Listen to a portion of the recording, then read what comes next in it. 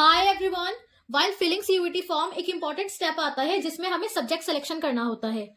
कौन से सब्जेक्ट हम चूज करें जिसके through maximum number of courses के लिए हम एलिजिबल हो जाएं। ये कुछ स्टेप्स हैं जो आपको सब्जेक्ट सिलेक्शन में हेल्पफुल रहेंगे। Maximum 5 subjects we can choose. 5 subject हम चूज कर सकते हैं और इसमें सबसे पहले हमें यूनिवर्सिटीज की लिस्ट बनानी है जो सीयूईटी के अंडर आते हैं और जिसके लिए हम इंटरेस्टेड हैं।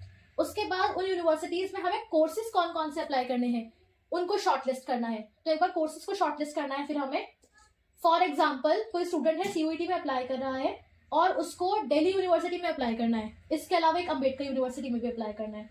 तो दोनों ही यूनिवर्सिटीज में उसने ये देखना है फिर मुझे कोर्सेज कौन से अप्लाई करने हैं और उस कोर्सेज के लिए क्या एलिजिबिलिटी है। और वो मैं एलिजिबिलिटी कहाँ चेक कर सकता हूँ? BOI में, बुलेटिन ऑफ इन्फॉर्मेशन। जैसे कि दिल्ली यूनिवर्सिटी का भी इंफॉर्मेशन बुलेटिन आउट हो गया है। CUET.NTA.NIC.in पर आपको यूनिवर्सिटीज की लिस्ट मिल जाएगी जो NTA ने जारी की है कि कौन कौन सी यूनिवर्सिटीज ऐसी हैं जो CUET का स्कोर एक्सेप्ट करती हैं।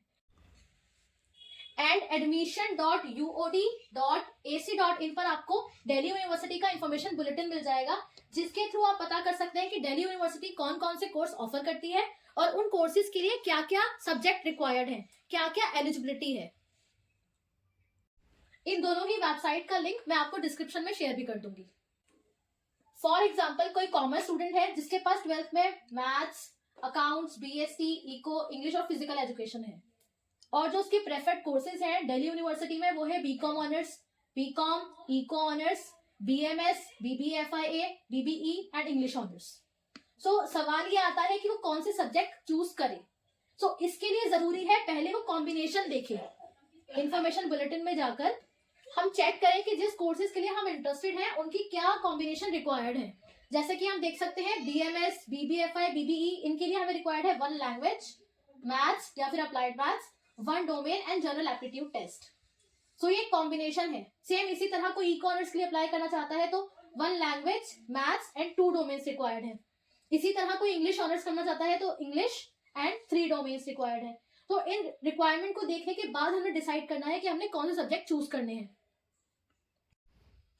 This is the ideal combo. जैसा कि आप देख सकते हैं कि commerce with math student, language, maths, any 2 domain and general test, ये 5 सब्जेक्ट चूज करेंगे तो वो मैक्सिमम नंबर ऑफ कोर्सेज के लिए एलिजिबल होंगे। ऐसे ही कॉमर्स विदाउट मैथ स्टूडेंट अगर लैंग्वेज, अकाउंट्स, BSc, इको या फिजिकल एजुकेशन में से कुछ भी या फिर जनरल एप्टीट्यूड टेस्ट सेलेक्ट करते हैं तो ये उनके लिए एक आइडियल कॉम्बो रहेगा। ऐसे ही ह्यूमैनिटीज स्टूडेंट्स के लिए language, 3 domain and general aptitude test and science students के लिए लैंग्वेज, PCM और PCB and general aptitude test. एक चीज आपने ध्यान रखनी है, always follow your course specific need और रूल्स।